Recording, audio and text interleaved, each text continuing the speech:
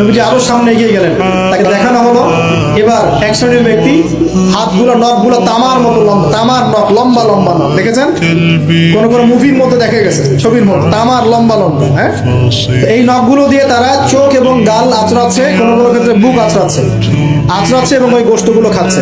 নবী জিজ্ঞাসা করলেন এরা কারা? নবীজিকে বলা হচ্ছে এরা আপনার উম্মতের সেই সব ব্যক্তি যারা বেশি বেশি গীবত করত এবং অন্যের নামে মিথ্যা অপবাদ ছড়াতো। আর সতর্ক করে দেই, এই পাপটা কিন্তু এখন ছেলে মেয়ে সব সমাজে বেশি হয়, কি আলেম জালেম সব সমাজে বেশি। কোন কোন ক্ষেত্রে ওয়াজ মাহফিলের প্যান্ডেলগুলোর মধ্যে বসে বসে মানুষের গীবত করা হয়। এবং অনলাইনের ফেসবুক আর ইউটিউবের যে কন্টেন্টের যুগগুলো চলছে, এখানে কারণ থাক না থাক মানুষের গীবত প্রচুর হচ্ছে, কোনো কারণে হোক অকারণে হোক।